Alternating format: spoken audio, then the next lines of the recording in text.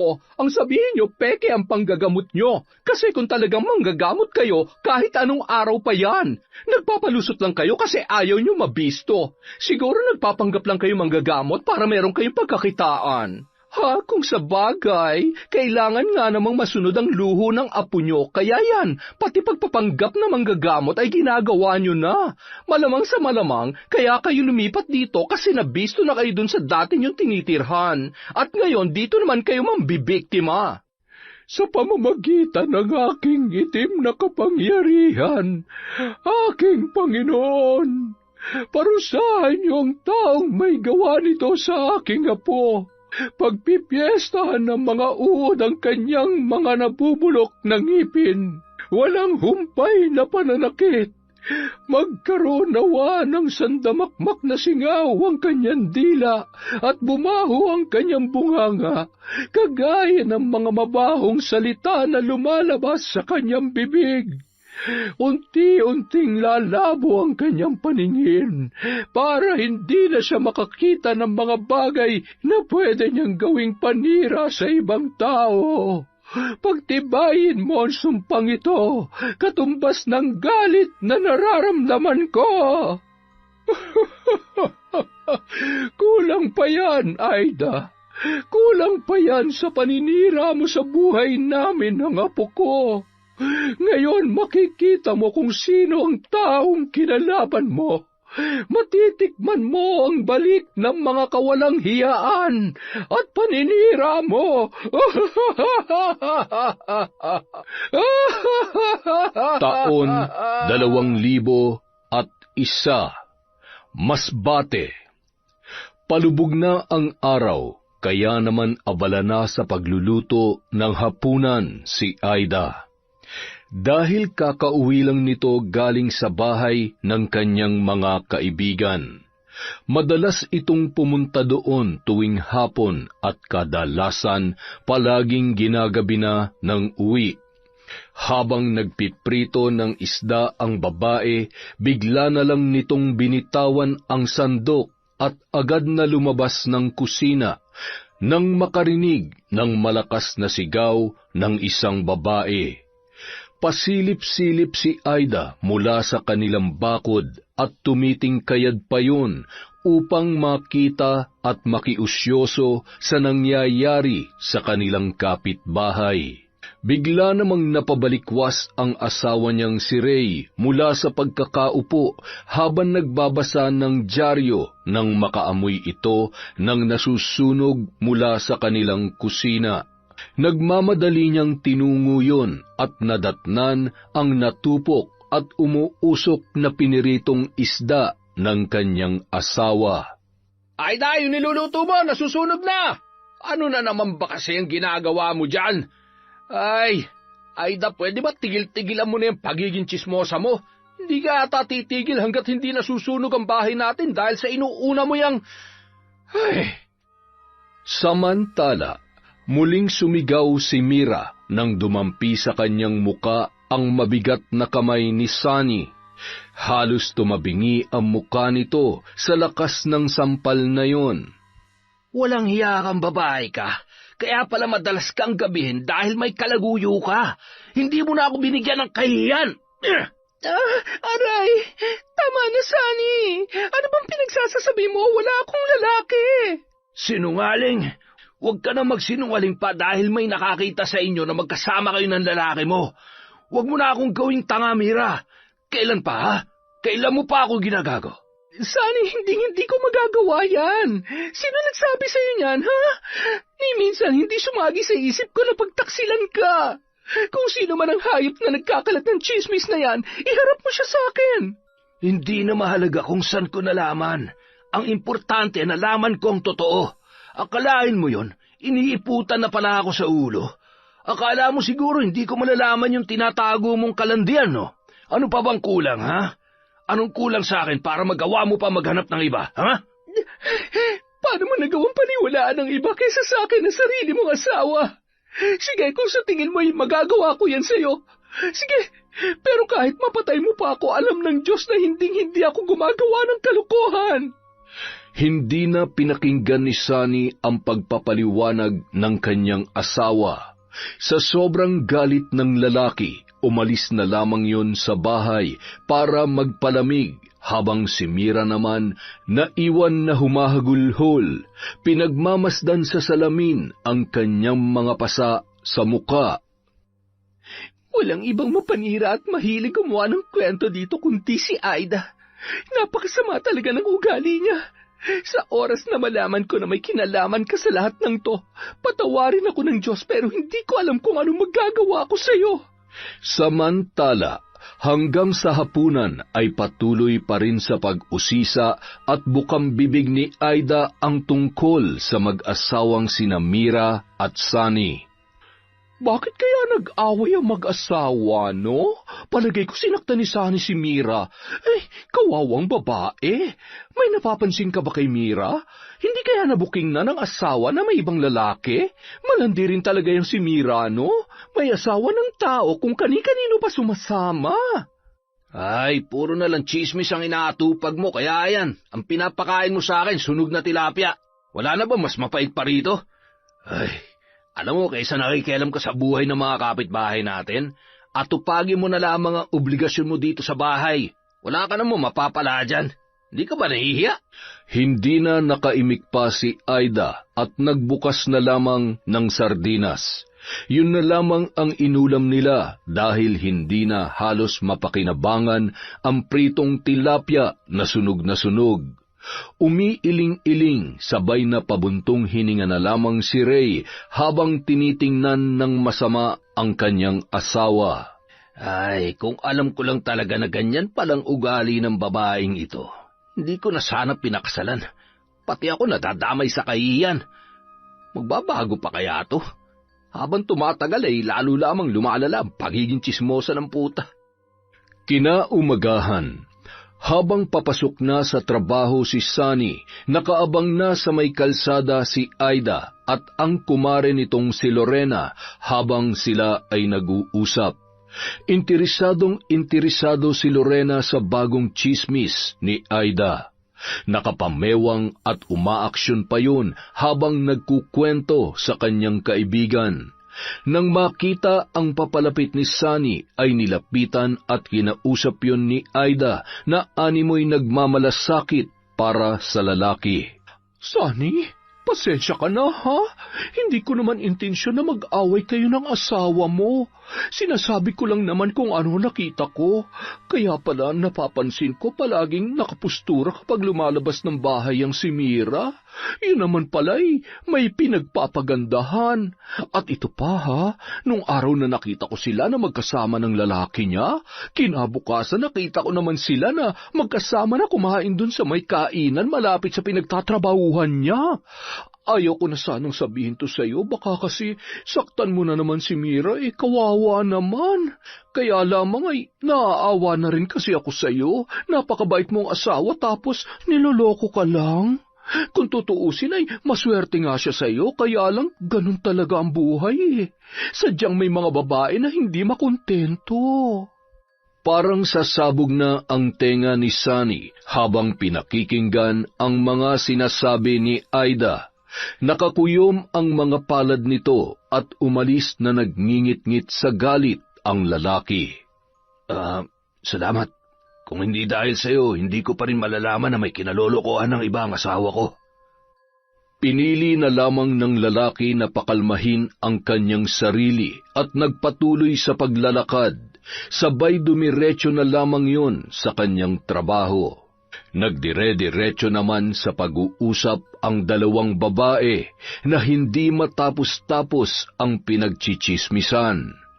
Maya-maya, umalis na rin ng bahay si Mira para pumasok sa trabaho. Dumaan din yon sa tapat ng bahay nila Aida. Halos mabali na ang leeg ng babae sa kakatanaw kay Mira at kung ano-ano na naman ang haka-hakang naiisip dahil hindi sabay na umalis ang mag-asawa para pumasok sa kani-kanilang trabaho. Kaya aga-aga puro chismis ang inaatupag ng babaeng to. Kaunting-kaunti na lang, Aida. Bibinggo ka na sa akin. Sa oras na mahuli kita, hihilahin ko yung dila mo para hindi ka na makapagkalat pa ng mali-maling kwento. Nagpatuloy sa pagpaparinig si Aida at mas lalo nitong nilakasan ang kanyang boses. Napatigil si Mira sa paglalakad dahil hindi na nito kinaya ang katabilan ng dila ng babae. Sinugod at sinabunutan ni Mira si Aida. Walang hiya kang babae ka! Sumusobra ka na! Ang sarap pilipitin yung dila mo! Wala ka na ibang alam gawin kundi ang manira ng kapwa mo! Halika dito! Itong bagay sa'yo! Aray mo! Nakipagsagutan pa si Aida kay Mira at iginigiit na nagsasabi lamang siya ng totoo, dahilan para lalong sumidhi ang galit ni Mira. Mas lalong hinigpitan nito ang pagkakahawak sa buhok ni Aida at hinila yon ng paulit-ulit. Nang subukang awatin ni Lorena ang dalawa ay nadamay pa at nasaktan din yon. Isa ka pa! Kung anong kinasama ng ugali ng kaibigan mong ito, ganon din kaitim ang pagkatao mo. Parehong-pareho kayo, mga walang magawa kundi ang makialam sa buhay na may buhay. Tandaan nyo, kapag hindi kayo tumigil, hindi lang yan ang aabutin nyo sa akin. Pagkatapos noon, inayos ang sarili at tumuloy na yon sa paglalakad. Sinipa pa noon ang tarangkahan nila Aida na yari sa kawayan. Aray, may naipit atang ugat sa leeg ko. Ang sakit. Ang lakas nung buwisit na yun. Lintik na malanding babaeng yun. Tingnan mo nga itong buhok ko. Marami bang naputol? Ang pangit na ba? Samantala, aligaga naman si Sunny at hindi ito mapakali habang nagtatrabaho. Dahil paulit-ulit na sumasagi sa kanyang isip ang sinabi ni Aida tungkol sa kanyang asawa. Pagsapit ng gabi, naunang umuwi si Sunny sa kanilang bahay at halos magdadalawang oras na siyang naroroon, ay hindi pa rin dumarating si Mira. Lalong tumindi ang galit na kanyang nararamdaman. Lumabas sa balkonahe at pabalik-balik ng lakad at kung ano-ano ang pumapasok sa isip nito habang hinihintay ang kanyang asawa. Si Aida naman, nakasilip na naman sa bintana ng kanilang bahay. Nagkukubli sa may kurtina at natutuwa na makita ang ekspresyon ng mukha ni Sunny na noon ay tila ba galit na galit. Ay naku, panigurado mag-aaway na naman niya mag-asawang yan. Buti nga sa'yo, makaganti man lang ako. O ano na naman ba yung sinisilip-silip mo? May kinalaman ka ba tungkol sa chismis na kumakalat tungkol kay Mira? Ha? Aida, makinig ka nga sa akin. Baka bandang huli pagsisihan mo yung ginagawa mo. Nakakasira ka na ng relasyon at buhay na may buhay. O, ano nangyari dyan sa buhok mo at bakit puro kalmot ka? Yan! Yan ang sinasabi ko sa iyo eh. Alam mo, nakakahalata na ako sa iyo, ha? Siguro may gusto ka rin sa malanding babae na yon. Ano, umamin ka nga sa akin? Ay, ewan ko sa iyo, buwisit ka. Malala na yung tama sa utak mo. Ang dumi-dumi mo mag-isip. Ay. Samantala, tuluyan ng kumagat ang dilim sa paligid. Lakad-takbo na si Mira at ramdam niya ang lakas ng kalabog ng kanyang dibdib. Nasisiguro niya na magagalit ang kanyang asawa dahil ginabi na siya ng uwi. May bigla ang pinatapos ang kanyang boss, dahilan para hindi na siya nakapag-text at nakapagpaalam sa kanyang asawa. Mula sa di kalayuan, natatanaw niya na ang palakad-lakad na si Sunny sa kanilang balkonahe. Nababakas niya sa mukha ng lalaki ang galit.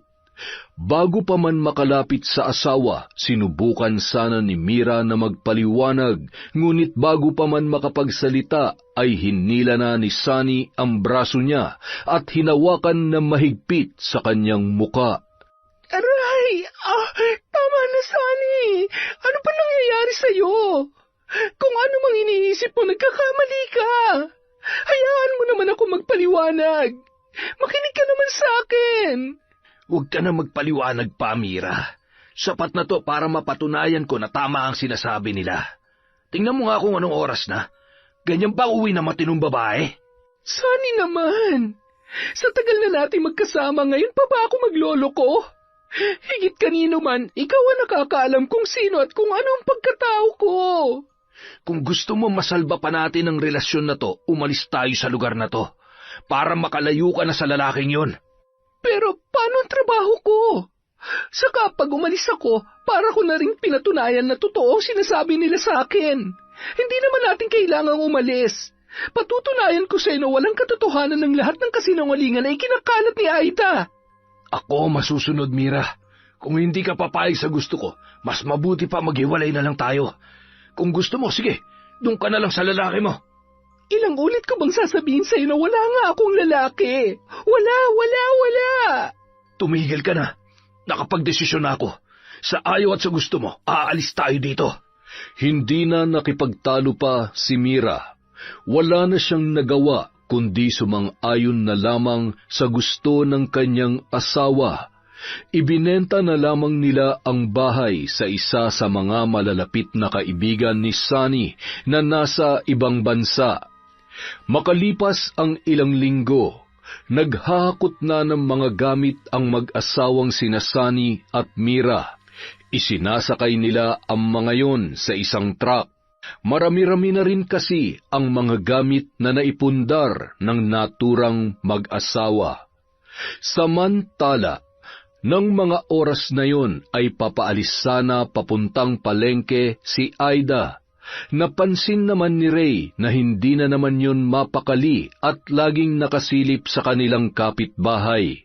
Ay, Aida, ano ba? Ano na naman yung ginagawa mo? Hindi ka na ba talaga magbabago? Hindi ka ba nahihiya sa ginagawa mo? Alam mo, kapag hindi ako nakapagtimpi sa'yo, ay, umalis ka na nga, tanghali na. Samantala, pumwesto si Aida kung saan madadaanan siya ng mag-asawa at pinaringgan pa nito si Mira. Ay, alam mo ang babae na malandi, kahit saan pumunta, wala din namang kwenta.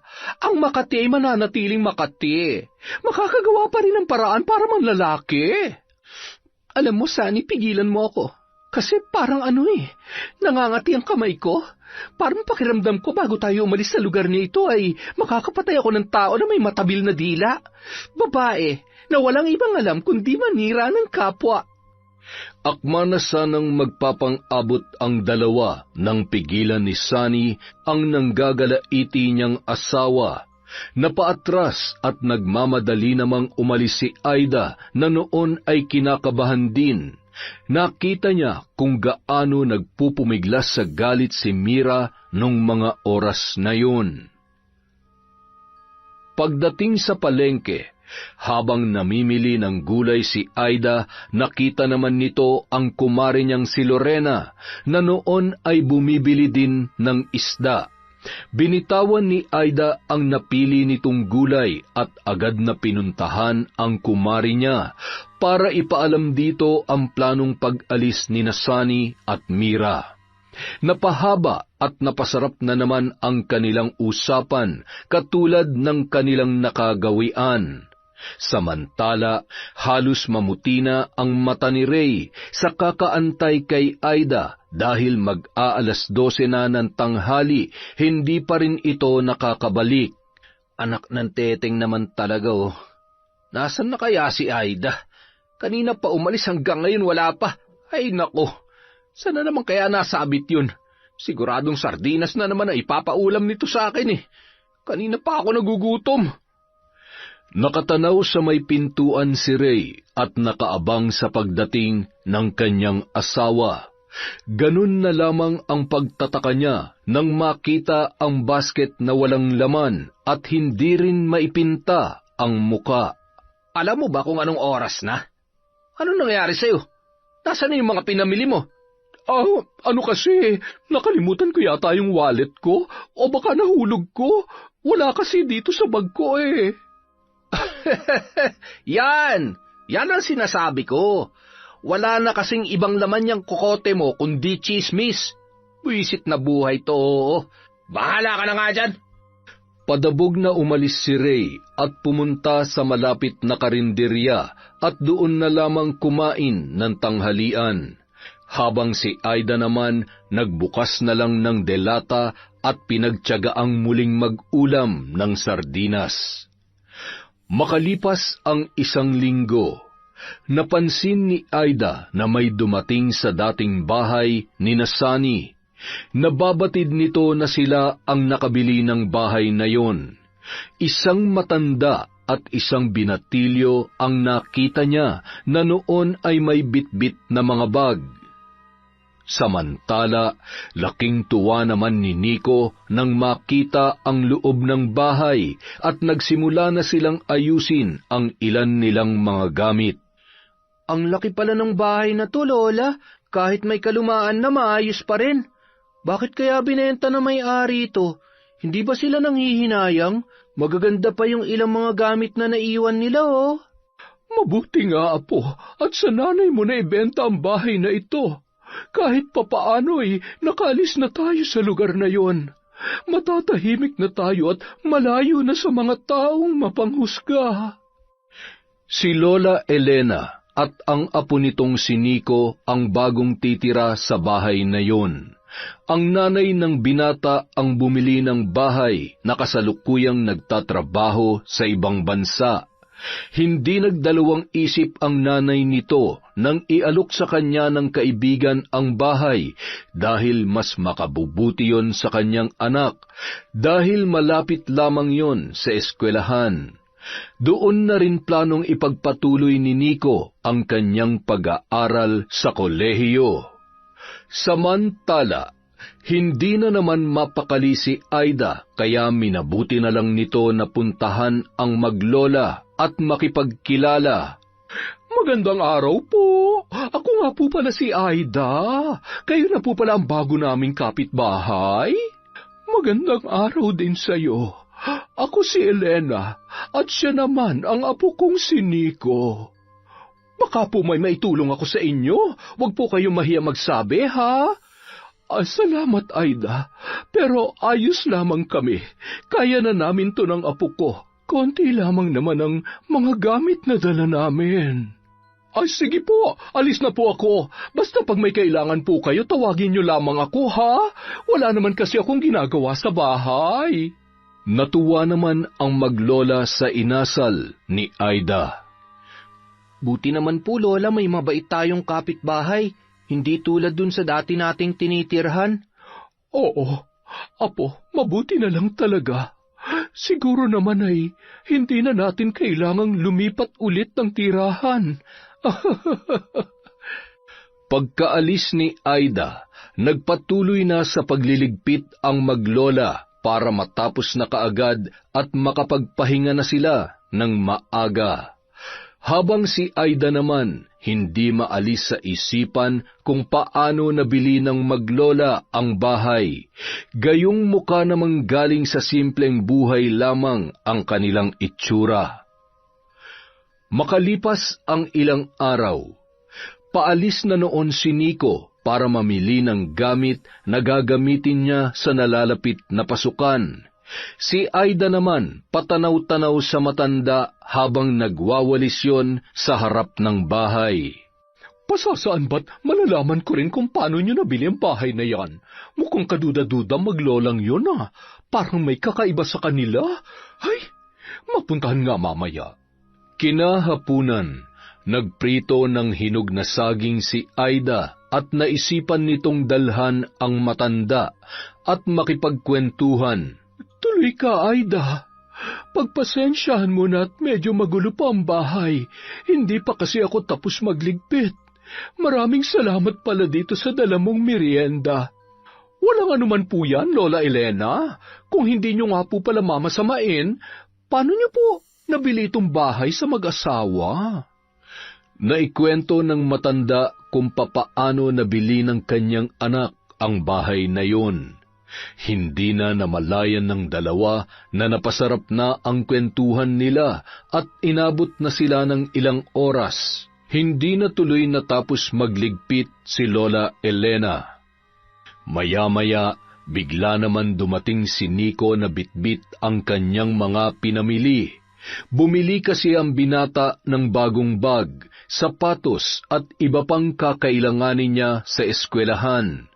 Tinitigan isa-isa ni Aida ang bitbit ng binata. Aba, sunod sa layaw pala ang binatang ito. Kawawa naman ang magulang nagpapakahirap sa ibang bansa, samantalang yung anak nagpapakasasa sa perang pinapadala. Sa bagay, nag-iisang anak lang naman, pero kahit na, dapat matuto siyang pahalagahan ng perang pinagpapaguran ng kanyang magulang. Lola, alis na po ako. Maiwan ko na po kayo, ha? Ay, sige, Aida. Maraming salamat ulit sa merienda. Ano pong ginawa dito ni Aling Aida, Lola? Mukhang ang sama ng tingin sa akin eh. Napansin niyo po ba yun? Huwag po kayong basta-basta magtiwala sa kanya. Ano ka ba, Apo? Huwag mo nang pansinin yon. Isa pa, mukhang mabait naman si Aida. Sa katunayan ay dinalhan pa nga ako nitong pritong saging at nakipagkwentuhan pa sa akin. Napasarap pa nga ang usapan namin. Ayan, hindi ko tuloy natapos itong ginagawa ko. Samantala, habang naghahapunan ang mag-asawang sina Ray at Aida, naikwento nito sa asawa ang napag-usapan nila ng matanda at nabanggit pa ng babae na kung ano-ano ang pinagbibili ng binata. Ay nako, Aida, tigilan mo ang pakikialam mo. Nagsisimula ka na naman eh. Ano naman pati ang problema kung bumili ng mga gamit yung bata? Pera nila yon, hindi naman humihingi sa'yo ng pambili. Alam mo, mas mabuti pa maghanap ka na lang ng trabaho para hindi puro chismis ang inaatupag mo. Magkakapera ka pang pambili ng gamit na gusto mo. Ay. Oo, nandun na ako. Pera nga nila yon. Pero naaawa lang ako dun sa nanay. Walang kaalam-alam na nilulustay lang ng anak niya ang perang pinagpaguran niya sa ibang bansa. Mga kabataan talaga ngayon, grabe no? Kahit magkanda kuba-kuba ng mga magulang sa trabaho, talaga namang gagawin ang lahat para lang sa mga anak na hindi marunong makontento kung anong meron sila. Ay! Paano mo naman nasabi yan? Hindi mo nga alam kung talaga nilulustay lang ng anak niya ang pera. Baka naman kailangan lang talaga ng bata kaya binili niya. Ikaw talagang hilig mo mag-imbento ng kwento. Kaya hindi na ako magtataka kung bakit palagi kang napapabarangay. Halos mapuno ng logbook ng barangay karereklamo sa'yo. Ang hilig-hilig mong magbantay sa buhay ng iba. Kaya siguro hindi tayo binibiyayaan ng anak eh. Dahil alam ng Diyos na hindi mo kayang bantayan ang anak mo. Ay, alam mo sinasabi ko sa'yo kapag di ka nagbago, di lang barangay ang aabutin mo. Ipapabarang ka na rin para hindi ka na makapanira ng iba. Ano ka ba naman? Huwag mo naman akong takutin, Ray. Ang sama mo talaga sa akin. Tsaka hindi naman totoo ang mga yan. Yung sinasabi ko, hindi yung pakikialam. Nagsasabi lang ako kung ano nakikita ko. Kaya nga tayo biniyayaan ng Diyos ng mata at bibig para makita at sabihin natin kung ano nakikita natin. Sinasabi ko lang naman kung ano nakikita ko, di ba? Hindi ako nagbibiro, Aida. Sana lang sa uli hindi mo pagsisihan ang ginagawa mo ngayon. Hindi ka ba naririndi sa sarili mo? Lumulobo na yung katawan mo sa kababantay sa buhay ng ibang tao. Ay, asawa ba talaga kita? Ang sakit mo magsalita. Ay, sabi mo nga, sinasabi mo lang yung nakikita mo at nagsasabi lang din ako ng totoo. Nakasimangot na umalis sa mesa si Aida at hindi na inubos ang kanyang kinakain. Napapailing-iling na lamang at nadidismaya si Ray sa naging reaksyon ng kanyang asawa. Makalipas ang 2 linggo, yun ang unang araw ng pasukan at naghahanda na si Nico para pumasok sa eskwelahan habang inaasikaso naman ni Lola Elena ang baon ng kanyang apo. Lola, ako na po yan. Kaya ko naman na po ang sarili ko. Hindi na po ako bata. Ayaw ko po na napapagod kayo.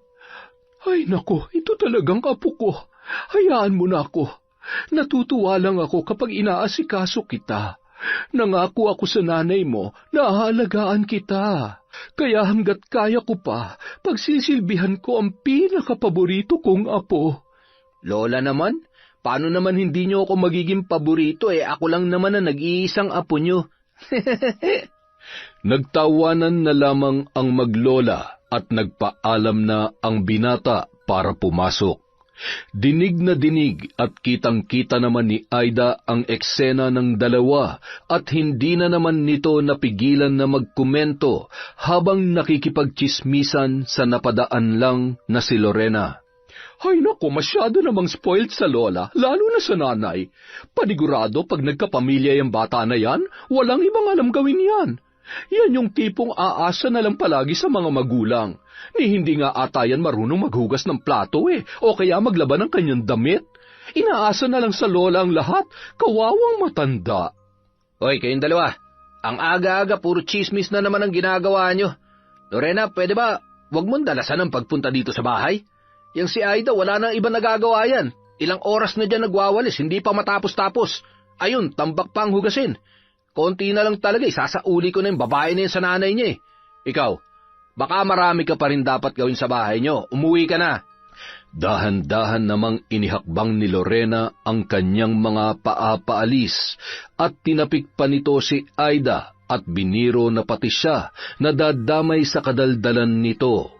Simula ng araw na yun, malimit na lamang pumunta sa bahay ang babae at tuwing mapapadaan ay hindi na lamang ito lumilingon. Dahil alam niyang tatawagin na naman siya ni Aida. Oy, Mare! Halika dito saglit! May sasabihin ako sa iyo!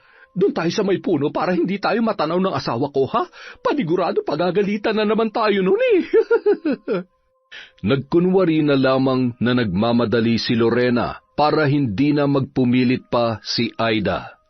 Ay, hindi yata ako narinig ni Mare. Ano ba yan? Hindi ko tuloy nasabi ang mainit-init pang chika. Di bali na nga, sa susunod na lang, dito rin naman dadaan yan.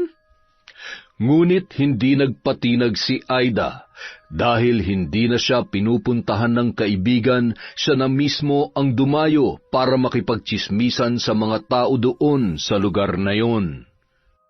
Isang araw, habang papunta si Aida sa bahay ng kanyang kumare, napatigil yon nang bigla niyang nakita ang binatang si Nico na nakauniforme. Teka, si Nico yun ah! Bakit kaya nasa labas siya? Dapat nasa eskwelahan pa siya ng ganitong oras at talagang may kasama pang babae. Siguro girlfriend niya. Matinik din pala sa babae itong batang to. Kabago-bago niya palang dito, may girlfriend na agad. Sa bagay, may itsura naman, kaya siguro lapitin ng babae. Hindi nilubayan ng tingin ni Aida ang binata hanggang sa tuluyan na itong makalayo at hindi niya na matanaw si Nico at ang kasama noon na dalaga. Nang makarating siya sa bahay ng kanyang kumare, nadatnan niya ang mga kaibigan na naglalaro ng bingo at agad naman sumali si Aida. Nang mabanggit ng isa sa kanyang mga kaibigan ang bago nitong kapitbahay, ay hindi na napigilan ni Aida na magkwento tungkol sa maglola. Wala nang preno ang kanyang bibig. Pustahan tayo, hindi yan makakatapos ng pag-aaral at makakabuntis yan. Mga kabataan pa naman ngayon masyadong mapupusok. Sayang lang ang pagpapaaral sa kanila, puro naman pagbubulakbol at pasarap ang alam. Kawawa ang magulang, nagpapakahirap magtrabaho para maitaguyod ang pag-aaral ng mga anak, pero ito naman mga anak, hindi marunong magpahalaga. Sige, bulahin mo na yan. At kung saan-saan pa umabot ang kwentuhan ng mga magkakaibigan. Pati ang napadaan na si Carmen ay napagdiskitahan pa nila dahil sa pananamit at makapal na makeup nito. Ito namang si Carmen, halos kita na ang kaluluwa kung manamit, para bang nang aakit ng mga lalaki. Kaya kayong mga mare, ang mga asawa nyo ha, bantayan nyo mabuti, baka naglalaway ng mga yan tuwing dumadaan ang babaeng yun. Kinahapunan, kakauwi lamang ni Aida nang matanaw niya ang matanda na pasilip-silip sa may bintana at parang may hinihintay. Nakapagluto na si Aida ng hapunan nang makita niya pa rin na nakasilip si Lola Elena sa may labasan. Hindi na nakatiis si Aida at nilapitan ang matanda. May inaantay po ba kayo? Kanina ko pa kasi napansin na pabalik-balik kayo dyan. Oo. Wala pa kasi ang apo ko. Mag-aalas 6 na hindi pa rin siya umuuwi. Naku, Lola, baka nagbubulakpul yung apo nyo. Kanina po kasi nakita ko nasa labas ng eskwelahan, may kasama pang babae. Pagsabihan niyo po ang apo nyo, baka hindi naman pag-aaral ang inaatupag niyan, ha? Anong oras na po ba? Hindi gawain ng matinong estudyante ang hindi umuwi sa tamang oras. Tsaka Lola, sabihan niyo yung apo nyo na piliin ang binabarkada. Marami kasi dito napapariwara ang mga buhay dahil sa impluensya ng mga barkada nila. Mga hindi nakapagtapos, ang iba maagang naging ama at ang iba naman nalulong sa masasamang bisyo. Ay, kilala ko naman ang apo ko. Hindi niya yan gagawin. Alam niyang magagalit ako, lalong-lalo na ang kanyang ina. Yan lang ang sinasabi niya sa iyo, Lola. Pero paano kapag nasa labas na siya? Hindi mo naman nakikita kung anong pinaggagawa niya, hindi ba? Kaya hubantayan niyo mabuti ang apo niyo kung ayaw ninyo matulad sa mga kabataan dito. Napakunot na lamang ng noo si Lola Elena dahil sa mga pinagsasabi ni Aida.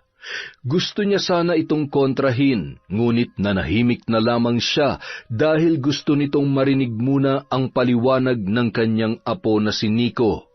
Naniniwala siya na may ibang dahilan kung bakit hanggang ngayon ay wala pa ang binata.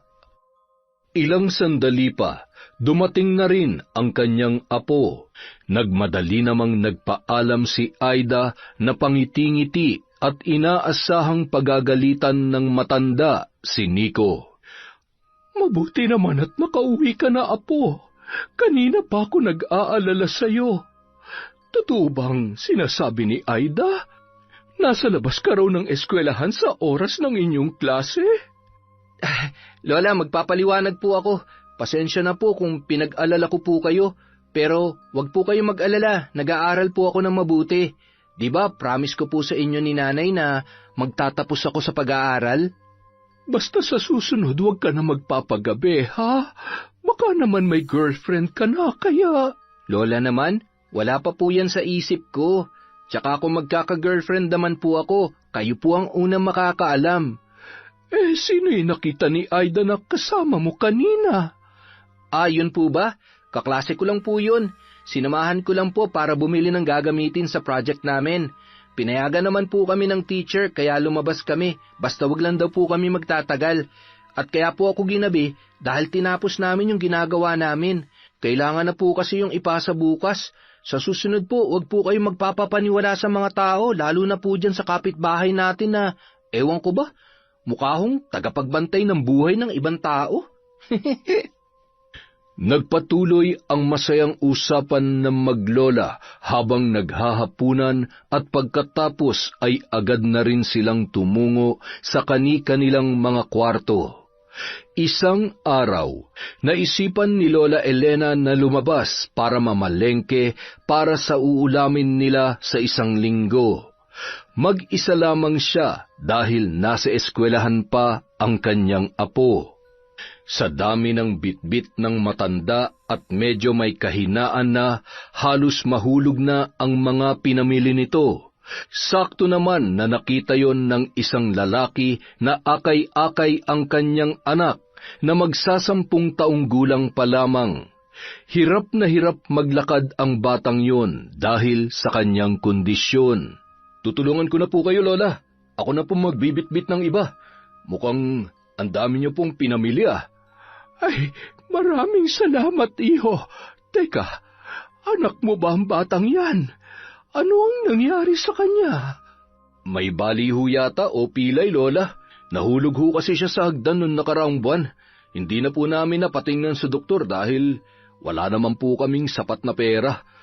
Ay, siya sige. Mabuti pa'y sumama kayo sa akin. Gagamutin ko yung anak mo. Kailangan lang hilutin yung mga paa niya. Laking tuwa naman ng lalaki sa kanyang narinig. Nagkaroon siya ng pag-asa na makakalakad pa ang kanyang anak. Wala pa man silang kasiguruhan na mapapagaling ng matanda ang bata, pero nagpapasalamat na ang mag-ama kay Lola Elena. Pagdating sa bahay, inilapag ng lalaki sa mesa ang mga pinamili ng matanda. habang akay-akay naman ang kanyang anak. Inalok muna ni Lola Elena ng maiinom ang mag-ama bago sinimulang gamutin ang bata. "Sandali at kukunin ko lamang ang langis na panghilot ko." Pumunta si Lola Elena sa kanyang kwarto at kinuha ang kanyang maliit na bag na may lamang mga gamit sa panggagamot. Marunong manggamot ang matanda, ngunit hindi niya ito madalas ginagawa. Kung sino lang ang humihingi ng kanyang tulong, yun lamang ang kanyang ginagamot. May mga pagkakataon kasi na siya ang binabalikan ng mga sumpa at sakit ng mga nagpapagamot sa kanya. "Ihiga mo na dito ang anak mo at sisimulan ko na ang paghihilot sa kanya." Hinubad ng matanda ang medalyong kwintas mula sa kanyang leeg at nagsimulang mag-usal ng orasyon. Pinahiran ng langis ang binti ng bata at banayad na hinilot ang mga paa nito. Nanlaki ang mga mata ng lalaki nang makita na agad na nawala ang pamamaga ng paa ng kanyang anak. "Sige, iho, tumayo ka. Subukan mong ihakbang ang mga paa mo. Subukan mong maglakad." At ginawa na nga ng bata ang sinabi ng matanda sa kanya. Laking tuwa ng mag-ama nang tanggalin ang saklay nito at nakalakad na ng tuwid ang bata. Labis ang pasasalamat ng lalaki kay Lola Elena. Ilang beses na rin kasi silang lumapit sa ilang albularyo, ngunit si Lola Elena lamang ang nakapagpagaling doon. Makalipas ang 3 araw, lahat ng mga madadaanan ng mag-ama ay nagtataka kung paano nangyari na nakalakad na ang bata. Ikinuwento naman ng lalaki kung ano ang totoo. Ang iba ay hindi makapaniwala dahil sa tagal na nila sa lugar, wala silang kilala na magaling na manggagamot. Ngunit dahil sa taglay na kadaldalan ni Aida, nalaman ng mga taga roon na ang bagong lipat na kapitbahay nila ang sinasabing matanda na manggagamot. Nagsimula nang dumagsa ang mga tao sa bahay ni Lola Elena para magpagamot. Noong una, ayaw niya sanang manggamot, ngunit dahil sa pagmamakaawa ng mga tao, wala na siyang magawa para tumanggi. Ang iba ay nag-aabot ng bayad dahil sa gumaling ang mga sakit nito, pero hindi yun tinatanggap ng matanda. Ang iba naman nag-iiwan na lamang ng mga prutas o kaya naman ay gulay bilang pasasalamat. Ngunit ang mga yon ay pinamimigay din ni Lola Elena sa mga taong nagpapagamot na kapos sa buhay. Isang araw, kagaya ng dating nakagawian na ni Aida, pagkatapos nitong magkape ay nagwalis-walis na ang babae sa bakuran nila nang biglang may pumitik na ugat sa kanyang likuran. Halos mamaluktot ito sa sakit at napaupo na lamang ang babae. Nang mga oras na yun ay nagmadali siyang tumungo sa bahay ni Lola Elena para magpagamot. "Lola Elena, tao po!" "Oh, ikaw pala, Aida. May kailangan ka ba? Nabalitaan ko po na marunong daw po kayo manggamot. Gusto ko po sanang patingnan itong likod ko. Kanina pa po kasi sumasakit, Lola eh." "Ay, ganun ba? Pasensya ka na, Aida. Hindi kasi ako nanggagamot kapag ganitong araw. Bumalik ka na lang bukas. Tutal, nandyan lang naman ang bahay mo. Kahit anong oras pwede kitang gamutin. Ito, pahiran mo na lang muna, baka sakaling maibsan yung sakit ng likod mo." "Ano? Ipagpapabukas mo pa to? Ang sakit-sakit na nga. Ngayon mo na ako gamutin." "Aida, kahit anong pilit mo, hindi talaga pwede. Alam mo namang araw ng Martes at Biyernes lamang ako nanggagamot." Lalo pang tumaas ang boses ni Aida na kinabigla naman ng matanda. "Ay nako, ang sabihin nyo, peke ang panggagamot nyo. Kasi kung talagang manggagamot kayo, kahit anong araw pa yan. Nagpapalusot lang kayo kasi ayaw nyo mabisto. Siguro nagpapanggap lang kayo manggagamot para meron kayong pagkakitaan. Kung sa bagay, kailangan nga namang masunod ang luho ng apo nyo, kaya yan, pati pagpapanggap na manggagamot ay ginagawa nyo na. Malamang sa malamang, kaya kayo lumipat dito kasi nabisto na kayo dun sa dati nyong tinitirhan, at ngayon dito naman kayo mambibiktima. Anong sinabi mo? Dahan-dahan ka sa pagsasalita, Aida. Hindi ko pinipilit ang sino man na maniwala sa aking kaalaman sa panggagamot. Ni minsan hindi ako humingi ng kahit isang sentimo kapalit ng panggagamot ko. Bukal sa loob ko ang tumulong, kaya kung wala ka ng magandang sasabihin, umalis ka na at baka kung ano pang magawa ko sa'yo. Halos manginig ang katawan ng matanda dahil sa sobrang galit sa babae. Kaaalis lang ni Aida sa bahay ni na Lola Elena nang makasalubong ito ni Nico. At nang makarating ang binata sa bahay, nadatnan niya ang kanyang lola na namumutla at nanginginig pa. Agad kumuha ng isang basong tubig si Nico at pinainom ang matanda. Lola, ano po nangyari sa inyo? Nakita ko nga pala si Aling Aida, galing na naman dito sa bahay. Ano pong ginawa sa inyo ng babaeng yun? Nang mahimasmasan si Lola Elena, kinuwento niya sa binata ang nangyaring sagutan sa pagitan nila ni Aida. Hindi matanggap ng matanda ang paratang sa kanya ng babae na wala namang katotohanan. Samantala, pumunta na lamang sa center si Aida para ipasuri ang kanyang likod. Humingi na lamang siya ng gamot para pampawala ng kirot. May araw ka rin, tanda. Akala mo kung sino?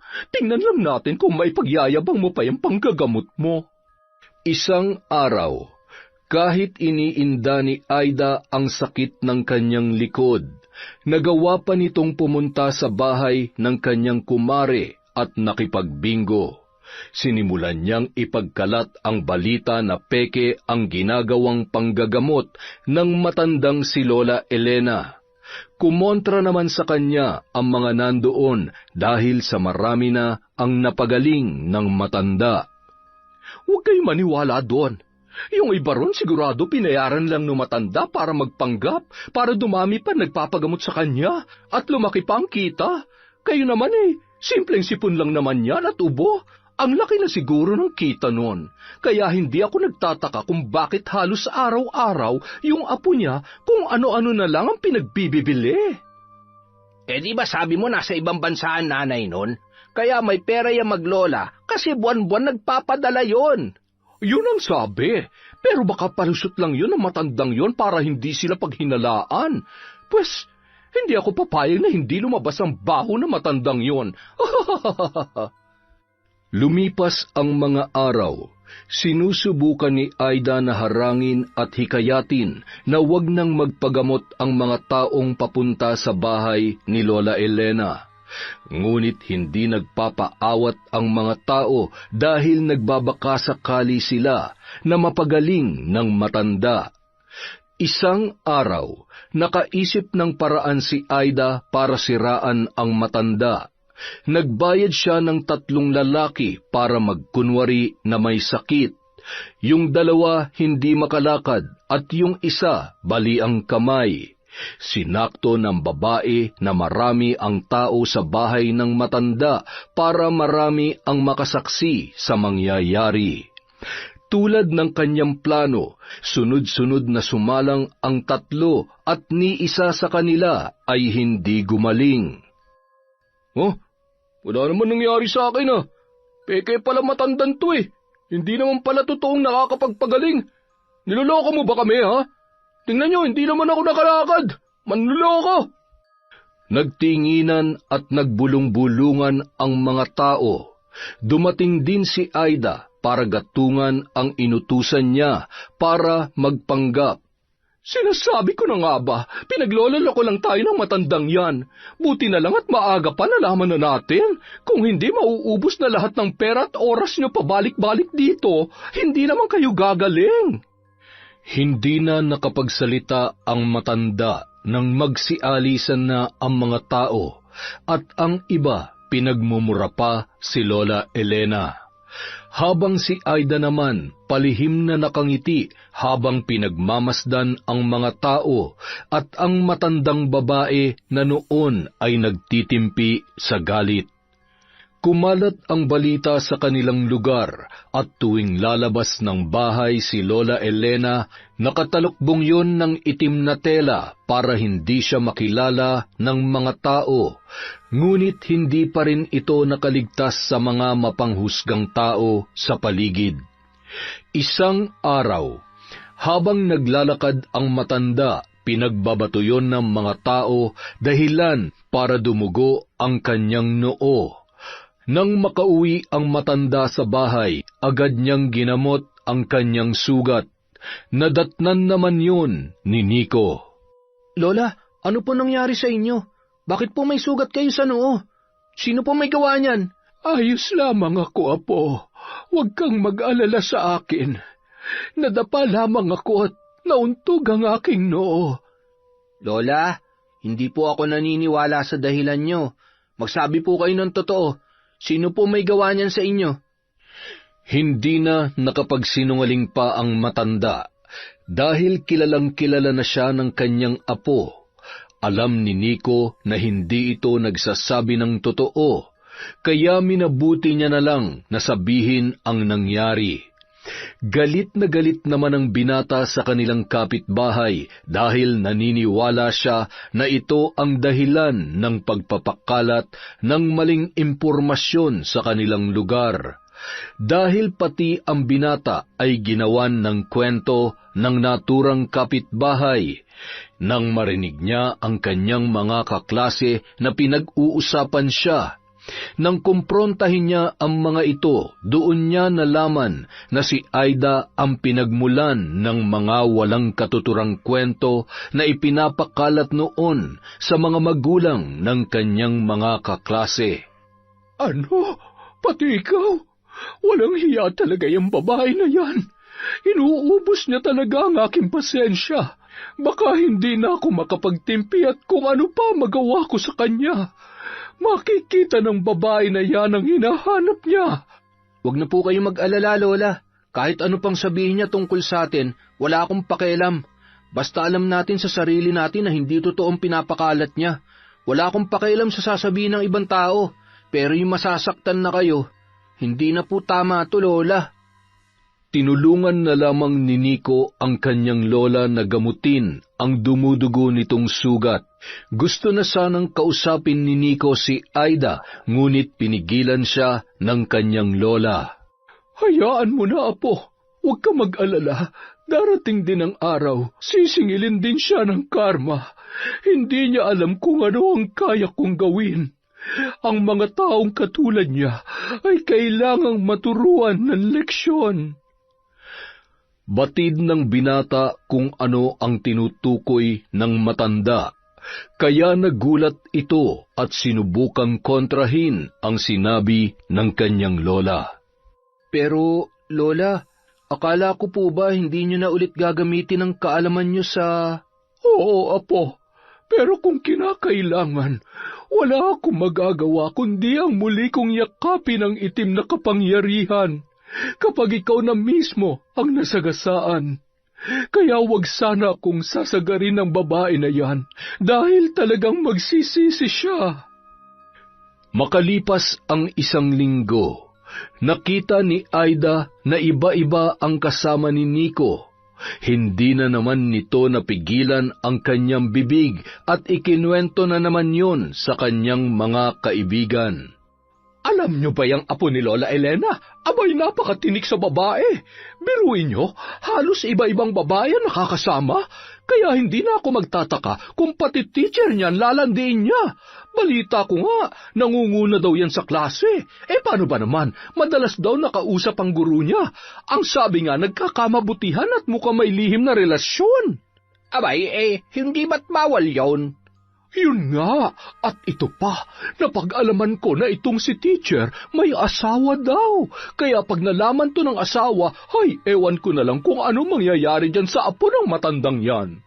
Kinaumagahan, Nang pumasok si Nico sa eskwelahan, pinagtitinginan siya ng mga estudyante dahil kalat na ang tsismis tungkol sa kanya.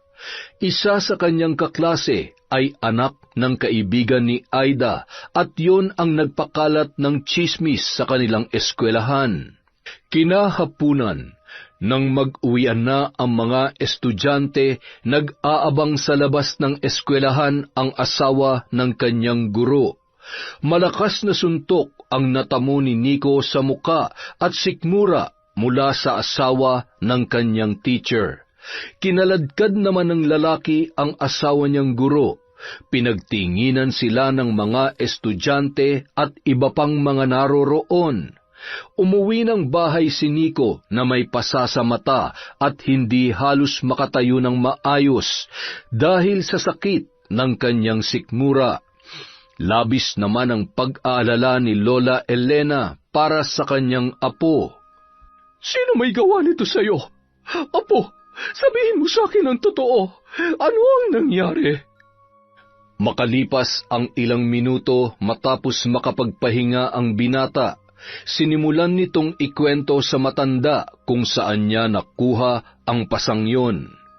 Kinabukasan, ayaw munang pumasok ni Nico, ngunit pinatawag sila ng prinsipal para kausapin. Nagpaliwanag ang binata at ang guro na wala silang relasyon. Hindi naman basta-basta naniwala ang prinsipal sa kanilang paliwanag.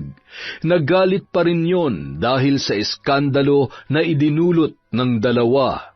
Hindi nagtagal, lumipat na lamang ng ibang eskwelahan ng guro para makaiwas sa mga mapanghusgang mga mata, samantalang ang binata naman natanggalan ng scholarship. Labis na dinamdam ng lalaki ang nangyari. Nasira ang pinangako niya sa kanyang mga magulang na pagbubutihin ang pag-aaral. Hindi pa rin siya tinatantanan ng kanyang mga mapanuksong kaklase. Simula ng araw na yon, hindi na naglalabas ng kwarto si Nico. Apo, buksan mo ang pinto. May dalang pagkain si Lola. Kailangan mong kumain. Baka magkasakit ka. Nag-aalala na tuloy ako sa iyo, Apo. Laging nakatulala si Nico at bumagsak din ang kanyang katawan dahil wala na siyang ganang kumain. Labis na awa ang naramdaman ni Lola Elena habang pinagmamasdan ang kanyang apo. Magbabayad ang gumawa nito sa apo ko. Hindi ko mapapalampas ang lahat ng ito. Kaya kong tiisin ang paninirang ginawa mo sa akin, Aida. Pero makitang nagdurusa ang aking apo dahil sa lintik na matabil mong dila, lintik ka. Wala kang karapatang sirain ang buhay at pangarap ng apo ko. Umanda ka sa akin. Pagsisisihan mo ang lahat ng ito. Kinahapunan, nag-aagaw na ang liwanag at dilim. Kinuha ng matanda ang isang maliit na kaban kung saan nakasilid ang kanyang kagamitan sa pambabarang. Sinindihan noon ang itim na kandila at nagsimulang mag-usal ng isang ritual. Sa pamamagitan ng aking itim na kapangyarihan, aking Panginoon, parusahan niyo ang taong may gawa nito sa aking apo. Pagpipiestahan ng mga uod ang kanyang mga nabubulok na ngipin. Walang humpay na pananakit. Magkaroon nawa ng sandamakmak na singaw ang kanyang dila at bumaho ang kanyang bunganga, kagaya ng mga mabahong salita na lumalabas sa kanyang bibig. Unti-unting lalabo ang kanyang paningin para hindi na siya makakita ng mga bagay na pwede niyang gawing panira sa ibang tao. Pagtibayin mo ang sumpang ito, katumbas ng galit na nararamdaman ko. Samantala, habang naghahapunan ang mag-asawang sina Ray at Aida, bigla na lang napahawak ang babae sa kanyang ngipin, nang bigla itong mangilo at sumakit. Nagtaka ang babae dahil wala naman kahit isang sira ang kanyang ngipin na pwedeng maging dahilan para sumakit yon. Nang tingnan niya sa salamin, napasigaw na lang ang babae nang makita niya ang sira-sira niyang ngipin. Ramdam niya ang pagpitik ng mga uod sa butas ng kanyang mga bagang, kaya naman napahiyaw siya sa labis na sakit. Napuno rin ng sugat ang kanyang dila. Aray! Anong nangyayari sa bibig ko? Aray! Hindi ko na kaya ang sakit, Narinig naman ni Ray ang sigaw ng kanyang asawa at agad niya yung pinuntahan, at nang kanyang tingnan, napaatras siya at kinilabutan sa kanyang nakita. Naku po, Aida, binabarang ka na nga yata. Hindi ka kasi nakikinig sa akin eh. Ngayon, tingnan mo yung itsura mo at pwede ba tulungan mo na nga lang ako? Hindi kung ano-ano pa yung sinasabi mo. Kumuha ka naman ni Gamgam na tubig, lagyan mo ng asin at magmumumug ako. Dali, bilisan mo na. Agad namang tumungo si Ray sa kusina para kumuha ng isang basong tubig na may asin. Nang maibigay sa asawa, agad na nagmumog ang babae at nang iluwan nito ang tubig, nagsilitawan ang mga uod na pumipisik-pisik pa sa kanilang lababo. Makalipas ang ilang araw, hindi pa rin mawala ang sakit na nararamdaman ng babae, hanggang sa tuluyan ng bumaho ang kanyang hininga. Nilalayuan na ang babae ng mga kausap nito dahil sa tuwing ibubuka niya ang kanyang bibig, halos masuka ang kanyang mga kaharap. Laman na rin ng tsismis si Aida dahil sa nangyari sa kanya at sa bulok na mga ngipin at mabaho niyang hininga. Panigurado kinakarma na yan si Aida. Baka nga isa sa mga nagawa niya ng tsismis sa may gawa niyan sa kanya eh. Baka pinakula mo, pinabarang na yan. Kaya kayo, kung ayaw nyo matulad sa kanya, tigil-tigilan nyo na yung pagiging tsismosa nyo. Layuan nyo na rin yung babae na yan, baka mahawa pa kayo sa kanya. Pinagtawanan at pinandirihan ng mga kaibigan si Aida at halos wala nang nakikipag-usap sa kanya. Hanggang isang gabi, natanaw ni Aida mula sa bintana ang matanda habang nagsasagawa ng orasyon. Kinutuban si Aida na baka si Lola Elena ang nambabarang sa kanya dahil bukod sa mag-asawang sina Sunny at Mira, yun lang ang naiisip niya na pwedeng gumawa noon. Alam niya rin na may malaking galit sa kanya yon dahil sa naging alitan nila. Naglakas loob si Aida na pumunta sa bahay ni na Lola Elena at sinubukang pumasok sa loob nang makita na nakabukas ang pintuan. Oh, Aida, anong ginagawa mo dito? Sinasabi ko na nga ba, ikaw ang may gawa nito sa akin. Kaya pala nung unang kita ko palang sayo, naramdaman ko na mukhang may kakaiba sa pagkatao mo. May sa demonyo ka palang matanda ka. Kulang pa yan, Aida. Kulang pa yan sa paninira mo sa buhay namin ng apo ko. Ngayon makikita mo kung sino ang taong kinalaban mo. Matitikman mo ang balik ng mga kawalang hiyaan at paninira mo.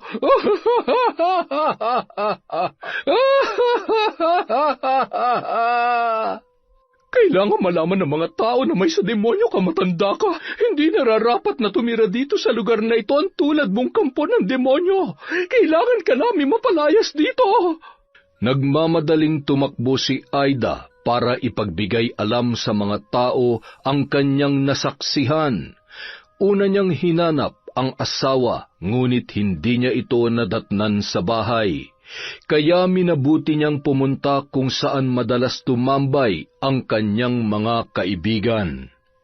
Samantala, muling nag-usal ng orasyon si Lola Elena para mapigilan ang balak ni Aida na magsumbong sa mga tao. Hindi ako papayag na patuloy mong sirain ang buhay namin. Sa ngayon, hindi ko nahahayaan na patuloy kaming sundan ng kamalasan. Ako na mismo ang gagawa ng paraan para tuluyang magkaroon ng kapayapaan ang aming buhay. Ako ang tatapos sa mga taong mapanghusga at mga sinunggaling kagaya mo, Aida. Sawang-sawa na ako sa pagpapalipat-lipat ng lugar. Panahon na para tumigil na mga taong mapanira ng kapwa. Sa kabilang banda, humahangos si Aida nang makarating sa lugar ng kanyang mga kaibigan. Ngunit pinagtabuyan siya ng mga yon dahil sa baho ng kanyang hininga. Pero pilit siyang nakiusap na pakinggan ang kanyang sasabihin. Nang magsimula na siyang bigkasin ang kanyang mga nalalaman, unti-unti namang nawawala ang kanyang boses. Hindi na niya mabigkas ang mga salita na nais niyang sabihin. "Pwede ba umalis ka na nga lang, Aida? Biglang bumaho ang simoy ng hangin pagkarating mo rito eh. Nakakasira ka ng araw. Nababaliw ka na. Mukha ka ng tanga sa kakakalat mo ng tsismis dito sa baryo natin. Buti na pagtitiisan ka pa ng asawa mo." Nagtawanan ang mga taong nandoon habang si Aida naman napatakip ng tainga dahil hindi nito matanggap na noon siya ang tumatawa. Ngayon naman, siya na ang pinagtatawanan. Umiiyak na umuwi ang babae at naawa naman ang asawa nito. Nang tanungin ni Ray si Aida kung anong nangyari, hindi ito makapagsalita na parabang isang pipi. Kumuha ng papel at lapis si Ray para ipasulat sa kanyang asawa kung ano ang gusto nung sabihin. Nanginginig ang lalaki habang binabasa ang sinulat ni Aida. Hindi nga ako nagkamali na darating ang araw may mangyayari sa iyo, Aida. Matigas din naman kasi ang ulo mo. Ayaw mo makinig sa akin. Kung nananatili ka lang dito sa bahay, hindi mo sana dinaranas yan. Kahit na nagalit si Ray kay Aida, nanaig pa rin ang awa nito para sa kanyang asawa. Sinubukan niyang puntahan ang matanda para kausapin at humingi ng tawad. Lola Elena, nagmamakaawa po ako sa inyo. Kung totoo man po ang sinasabi ng asawa ko na kayo may gawa nun, nakikiusap po ako. Pakitigil niyo na po. Ipinapangako ko po na tutulungan ko siyang itama ang mga pagkakamali niya. Maawa? Bakit? Naawa ba siya sa akin at pati na rin sa apo ko? Tingnan mo kung anong ginawa niya sa pinakamamahal kong apo. Sinira niya ang kinabukasan ng bata dahil sa paggawa ng kung ano-anong kwento. Kaya tama lamang yun sa kanya. Ako na po ang humihingi ng kapatawaran sa ginawa ng asawa ko, Lola. Parang awa niyo na. Kung kinakailangan po, lumuhod ako sa inyong harapan para patawarin yung asawa ko, gagawin ko po. Tumalikod at pumasok na lamang ang matanda. Hindi na pinakinggan pa ang sasabihin ng lalaki. Dahil kahit papaano may awang naramdaman ang matanda para sa lalaki. Ngunit mas higit na nangingibabaw ang galit dahil sa kalagayan ng kanyang apo. Umalis na lamang si Ray at sinubukan na maghanap sa karatig bayan ng albularyo para tulungan ang asawa nito na noon ay namimilipit na sa sakit ng ngipin at umaakyat na sa ulo ang pagkirot. Hindi na rin nakakatulog yon at hindi na tumitigil sa pagpupumalahaw. Sa tulong ng katrabaho ni Ray, nakahanap siya ng isang albularyo at agad na dinala doon ang kanyang asawa. Naku, iho, hindi nga ito basta sakit lamang ng ngipin. Nadali nga ng isang mambabarang ang asawa mo. Hindi ko maipapangako na gagaling siya, pero susubukan ko na maibsan ang sakit na kanyang nararamdaman. Kailangan niyang humingi ng tawad sa taong nagawan niya ng kasalanan. Sinubukan ko na pong humingi ng tawad dun sa matanda, ngunit ayaw niyang patawarin ang asawa ko. Siya mismo ang kailangang humingi ng tawad, dahil siya mismo ang nagkasala sa taong yon. Ang tanging may tutulong ko lamang ay pansamantalang paghupa ng sakit na kanyang nararamdaman. Ngunit hanggat may galit sa puso ng matanda, babalik at babalik ang sumpa na iginawad niya sa kanya. Kumuha ng talbos ng bayabas at pinakuluan yon ng matanda. Ipinamumog niya yon kay Aida. Nagsimulang magbigkas ng panalangin ang albularyo gamit ang isang benditadong maliit na bato. Idinikit niya yon sa may panga ng babae kung saan banda ang masakit. Kapit na kapit ang bato at nang ikinuskos ng matanda sa may panga ng babae, nagsilabasan ang mga puting uod. Pinainom ng albularyo ang babae ng isang kutsarang likido na mayroong orasyon at nanumbalik ang kanyang boses. "Maraming salamat po sa tulong ninyo. Walang anuman, iha. Ngunit sinasabi ko sa iyo, pansamantala lamang na mawawala ang sakit hanggat hindi ka humihingi sa kanya ng kapatawaran. Mananatili pa rin ang sumpa na nakakabit sa iyo. Sige na, habang maaga pa at hindi pa huli ang lahat, gawin mo na ang nararapat mong gawin." Pagdating ng mag-asawa sa kanilang bahay, nagtalo pa ang dalawa. Dahil nakipagmatigasan pa si Aida, ayaw nitong humingi ng tawad kay Lola Elena. Sa kabila na nangyari sa kanya, hindi pa rin ito nadadala. Hanggang sa lumipas ang ilang mga araw, ang buong akala ni Aida ay tumigil na ang matanda at hindi na niya muling mararamdaman ang sakit. Walang nagawa si Ray kundi ang hayaan ang asawa sa kanyang kagustuhan, at mas lalong natuwa ang babae nang malaman niya na wala na sa bahay ang maglola. Ang buong akala niya ay umalis na ng tuluyan sa lugar na yon, sina Lola Elena at ang apo nito. Mabuti na lang at kusa nang umalis ang maglola na yon, dahil kung hindi pa sila umalis, ako na ang gagawa ng paraan para palayasin ang mga salot na yon dito sa atin. Ay nako, Aida, sa kabila nung ginawa sa inong matanda, hindi ka pa rin talaga nadadala. Ang lakas pa rin ng loob mo. Huwag ka muna magsaya dahil baka balikan ka pa ng matandang yun. Ay, Diyos ko, tulungan niyo po ang asawa ko. Ipamulat mo sa kanya kung anong tama at mali. Sana magkaroon ng puwang sa puso niya ang pagbabago. Samantala, pumunta ang maglola sa kapatid ni Lola Elena na si Mang Nestor para humingi ng tulong na kausapin ang kanyang apo. Malapit din kasi yon sa kanyang lolo Nestor, at doon nalaman ng matandang lalaking albularyo na ang kanyang ginamot na babae ay siya pala ang dahilan kung bakit nagkaganoon ang kanilang apo. Nagpasya na muna ang matanda na iwan kay Mang Nestor ang binata at muling bumalik sa kanilang bahay. "Nestor, ikaw na munang bahala sa apo natin. Kailangan ko lang tapusin ang aking nasimulan. Hindi ako titigil hanggat hindi nagbabayad ang babae na yon." Samantala, kampanteng-kampante naman si Aida na tuluyan na siyang gumaling. Kaya tuwang-tuwa ang babae at balik na sa dati niyang gawain.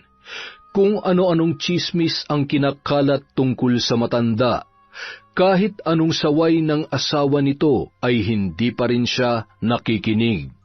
Ay, pagod na ako sa iyong babae ka. Ang tigas talaga ng ulo mo. Bahala ka na sa buhay mo. Mabuti pa siguro iiwan na kita para magtanda ka. Nagmakaawa naman si Aida sa asawa, ngunit buo na ang pasya nito na iwan muna ang babae. Hindi na nagpumilit pa si Aida dahil alam niya na babalik rin naman yon. Alam niya na mahal siya nito. Sa halip na malungkot, mas natuwa pa si Aida dahil wala nang kokontra sa kanyang mga ginagawa. Habang tinatanaw ni Aida ang papaalis na lalaki, nakita naman niya ang paparating na matanda na si Lola Elena. "Buisit na matandang yan! Ang akala ko pa naman ay lumayas na dito. Tingnan lang natin kung hindi ka pa talaga aalis sa gagawin ko sa iyo." Kinausap ni Aida ang mga tao sa lugar na yon para tulungan siya na palayasin ang matanda. Ngunit kahit isa ay walang may gusto sa plano ni Aida, dahil ayaw na nilang makialam sa pagitan ng dalawa at ayaw din nilang madamay sa galit ng matanda. Baka gawin din sa kanila ang ginawa noon kay Aida. Galit na umuwi ang babae at pinagbabato ang bahay ni Lola Elena. Hindi ako natatakot sa iyo, tanda. Kahit kampon ka pa ng demonyo, lumayas ka dito. Halimaw ka, mambabarang, umalis ka na sa lugar na ito. Hindi ka pa talaga nadadalang babae ka, ha? Tingnan natin kung sana abot yung pagiging matapang mo. Nag-usal ng mga kakaibang salita si Lola Elena habang nagwawala naman sa labas si Aida. Napatigil si Aida nang biglang kumirot ang kanyang ulo. Nagsisigaw yun dahil sa sobrang sakit at napapahalakhak naman sa tuwa ang matanda habang pinagmamasdan ang kanyang biktima. Ganyan nga, mas matinding sakit pa ang iyong mararanasan. Hindi mo na masisilayan pang liwanag ng mundo. Magdidilim ang iyong paningin, katulad kung gaano kaitim ang iyong budhi. Lalong tumindi ang sakit ng ulo ni Aida at unti-unting nandidilim ang kanyang paligid, hanggang sa nawalan na siya ng malay. Wala man lamang ni isang tumulong sa babae at kung saan siya natumba, doon din siya bumangon nang siya ay magkamalay. Puno ng putik ang kanyang muka at pati na rin ang suot niyang damit. Nang pumasok siya sa bahay para magbihis, laking gulat niya nang makita ang namamaganyang mga labi at pati na rin ang buo niyang muka. Parang may kung anong insekto ang gumagapang sa kanyang mga mata. Nagsisigaw ang babae ng dahil sa takot. Dahil hindi na siya makatiis, mag-isa niyang tinungo ang albularyo na si Mang Nestor para magpagamot. Ngunit pagdating niya sa bahay ng naturang albularyo ay tinanggihan ito ng matanda na labis naman na pinagtataka ng babae. Mang Nestor, hindi niyo po ba ako nakikilala? Ako po yung dati nagpagamot sa inyo. Muli na naman po akong binabarang ng demonyong matanda na yun. Alam ko, ngunit nararapat lamang sa iyo yan, Ineng. Oo? Ano pong sinasabi ninyo? Maawa naman po kayo sa akin. Tulungan niyo po ako. Pagpasensyaan mo na ako. Hindi na kita matutulungan. Pero bakit po? Magbabayad ako kahit magkano. Gamutin niyo lamang ako. Hindi ko kailangan ng pera mo. Umalis ka na, habang nakakapagtimpi pa ako. Bakas sa mukha ni Aida ang pagkalito habang naglalakad palabas ng pintuan. Hindi niya maintindihan ang matandang albularyo. Nang bigla niyang nakita ang isang lalaki na nakatingin sa malayo, doon niya lamang napagtanto na ang albularyo at ang matandang nambabarang sa kanya ay may koneksyon sa isa't isa. Pare-pareho lang pala kayong mga demonyo. Napakasama talaga ng tabas ng dila ng babaeng ito. Magdusa ka! Mag-isang naghanap ng ibang albularyo ang babae, ngunit lahat sila ay ayaw tulungan si Aida dahil nakikita ng mga ito sa kanya kung bakit siya pinaparusahan ng may kagagawan nito. Ang tanging payo na lang nila sa babae ay humingi ng kapatawaran at mangako na tuluyan na itong magbabago. Lumipas ang mga araw. Patindi ng patindi ang sakit na nararamdaman ni Aida. Halos gumapang na ito sa sahig. Aray, tama na. Hindi ko na kaya. Tulungan niyo ako. Walang sino man ang naglalakas loob na tulungan si Aida. Labis ang sakit na kanyang nararamdaman dahil ang kaisa-isang tao na pwedeng tumulong sa kanya ay iniwan na siya. Ang buong akala pa naman niya ay hindi siya nito matitiis, ngunit nagkamali si Aida. Pinabayaan na siya ng tuluyan ng kanyang asawa dahil sa kanyang ugali. Isang umaga, Lola Elena, patawarin niyo na po ako. Alam ko po na masama ang ugali ko at napakalaki po ng kasalanan ko sa inyo at sa apo niyo.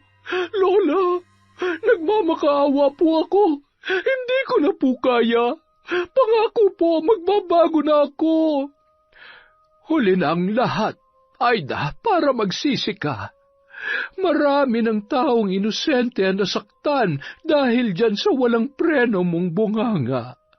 Magdusa ka hanggang sa ikaw na mismo ang umayaw na mabuhay pa sa mundong ito. Ang mga taong tulad mo ay nabubuhay pa, ngunit ang kaluluwa ay kumakatok na sa pinto ng impyerno. Nagmamakaawa po ako, patawarin niyo na po ako. Handa po akong pagbayaran ang mga kasalanan ko. Huwag niyo lamang po akong papatayin.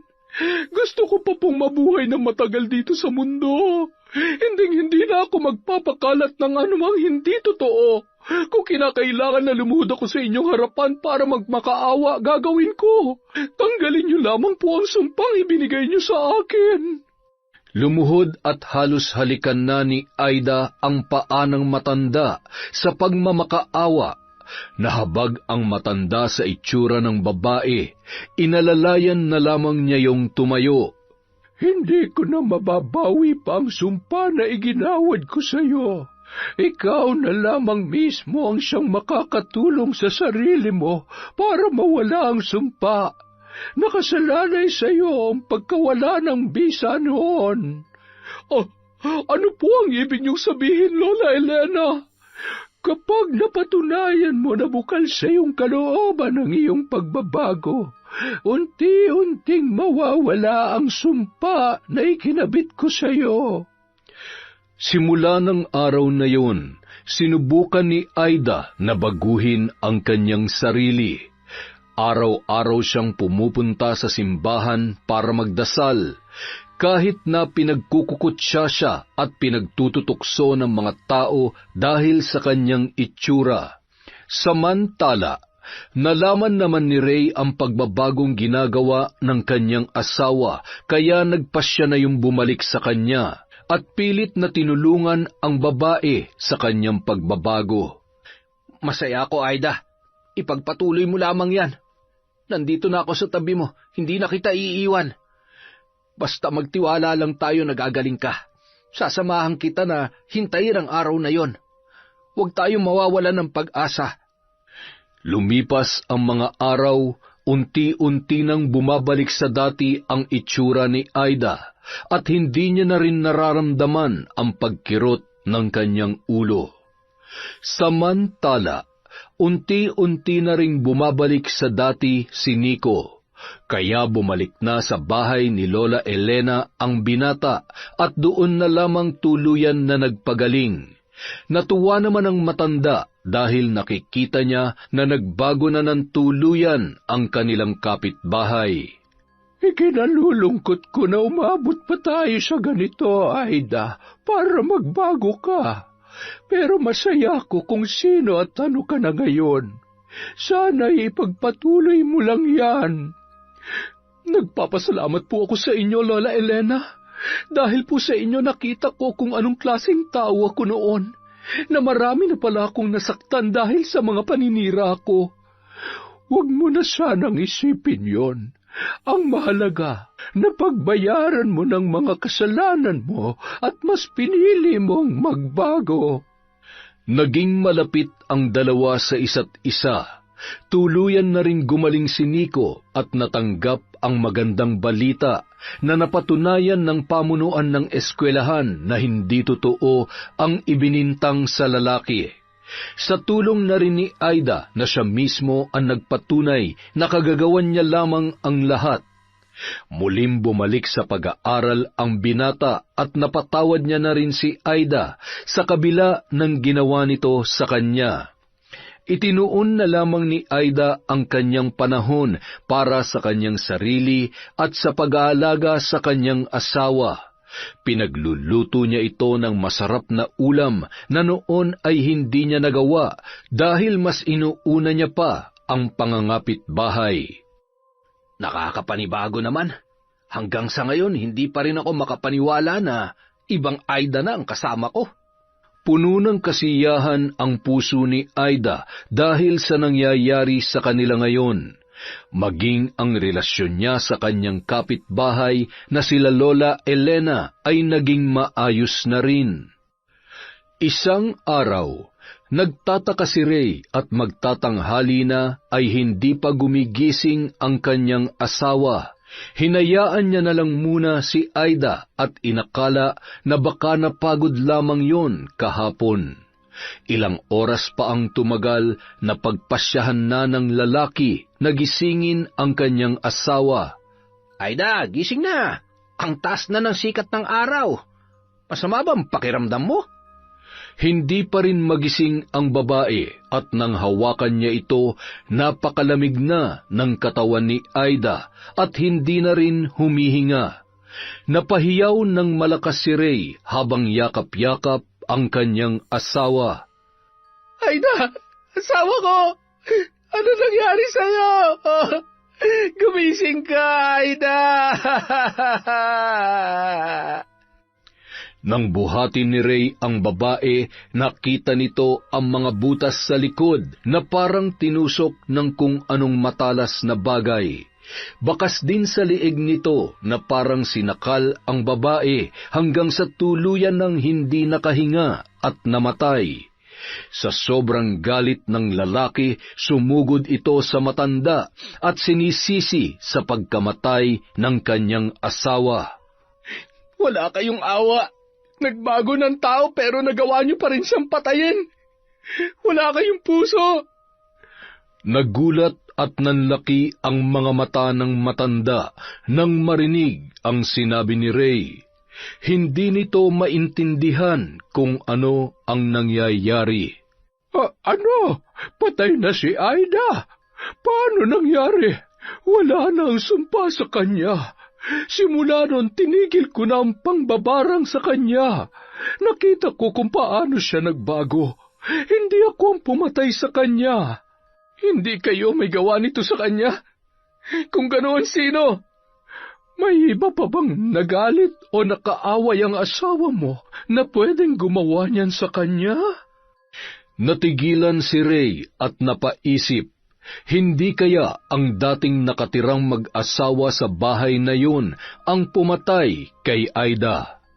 Sa kabilang banda, tuwang-tuwang ibinalita ng mambabarang na binayaran ni Mira na matagumpay niyang nagawa ang planong pambabarang at tuluyang napatay ang babae. Nakapaghiganti na rin ako sa iyo, Aida. Nang dahil sa iyo nasira ang relasyon naming mag-asawa, kaya mabuti lang na mamatay ka na. Simula ngayon, wala nang buhay ang masisira ng dahil sa matabil mong dila. Masunog sana sa impyerno ang iyong kaluluwa. Sukdulan ang galit ni Mira kay Aida dahil kahit umalis na sila sa lugar na yon, patuloy pa rin silang nag-aaway ng kanyang asawa at palagi pa rin siyang sinasaktan nito. Hanggang sa humantong na iniwan na siya ng lalaki at walang itinira sa kanya. Kaya labis na lamang ang kagustuhan niyang makapaghiganti kay Aida dahil ito ang punot dulo ng lahat ng mga nangyari sa kanya. Samantala, sinubukan ni Lola Elena na puntahan ang kapatid para tulungan si Ray na alamin ang katotohanan. Sa tulong ng matandang lalaki, tama nga ang hinala ni Ray na si Mira ang pwedeng gumawa noon sa kanyang asawa. Matindi ang sinapit ng babae. Labis yung naghirap dahil sa asawa mo, kaya humantong sa ganito ang desisyon niya. Ipinapatay niya ang iyong asawa sa isang mambabarang. Hindi ko siya masisisi, pero malaking kasalanan pa rin sa Diyos ang kanyang ginawa, dahil tanging ang Diyos lamang ang may karapatan na bawiin ang ating buhay, maging makasalanan man tayo o hindi.